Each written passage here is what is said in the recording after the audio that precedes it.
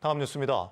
어제 이재명 대통령이 직접 우리나라 김 수출의 성장세를 언급하며 장기적으로 이어질 수 있도록 철저한 준비를 주문했습니다. 하지만 해양수산부 내부에선 기후변화로 김 산업 전반이 위축될 수 있다는 우려가 커지고 있다고 하는데요. 그 이유를 서희령 기자가 취재했습니다.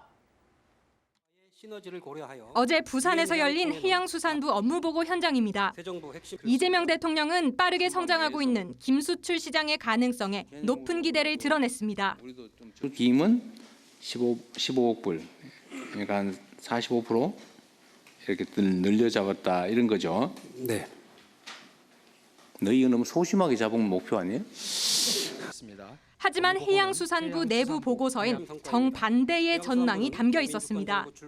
보고서는 기후변화 영향으로 물김 생산이 정체되면서 해외 수요를 따라잡지 못해 김산업 전반이 위축될 수 있다고 경고하고 있습니다. 이 같은 한계가 빠르면 5년 안에 현실화돼 산업 현장에서 직접 체감할 수 있게 될 것이란 구체적 전망도 포함됐습니다. 실제 보고서에 따르면 2030년까지 10%가량 늘어날 것으로 예상되는 김 수요를 충족하려면 3억 3천만 속 이상 생산량이 필요합니다. 하지만 국내 김 생산량은 앞으로 연간 1억 4천에서 5,500만 속 수준에 머물거나 오히려 감소할 가능성이 큰 것으로 분석됐습니다. 기후온난화로 양식기간이 짧아지고 병해가 늘어난 영향입니다. 이대로라면 2050년에는 김 생산량이 최대 27.2%까지 줄어들 수 있다는 암울한 전망도 제시됐습니다. 문제는 이대로 생산량 정체가 지속되면 국내 김 가격도 폭등할 수밖에 없다는 겁니다.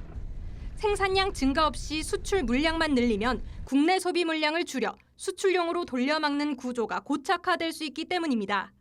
이미 국내 생산김의 70%가 해외로 수출되고 있는데 전문가들은 이 비율을 조금 더 넘어서면 국내 가격에 직접적인 영향을 미치게 될 것이라고 경고합니다. 그게 옛날 김값이 쌀 때보다 훨씬 더 열심히 노력을 해서 하는데 생산량이 안 늘고 있어요. 김 좋지만 이 값까지 치르면서는 안 먹을 거야 라는 게 있는데 지금 산업계 전반에 있는 분들하고 얘기를 해보면 지금이 그 한계치다라고. 최근 한 연구에선 기후변화로 인한 김 생산량 감소가 가져올 구체적 지역별 피해 규모도 공개됐습니다. 최대 생산지 전남의 예상 피해액은 1,416억 원에 달했고 전북과 충남은 각각 293억, 280억 원으로 뒤를 이었습니다. 더욱이 김 산업은 외국인 노동자 의존도가 높아 고정 생산비 부담이 크고 품목 전환도 어려워 소규모 어가부터 연쇄적인 붕괴로 이어질 수 있다는 우려도 나옵니다. 전남의 타 지역은 이처럼 소규모로 양식장을 운영하는 경우가 많은데요. 그렇다 보니 최근처럼 생산이 조금만 줄어도 손실 규모가 훨씬 커집니다.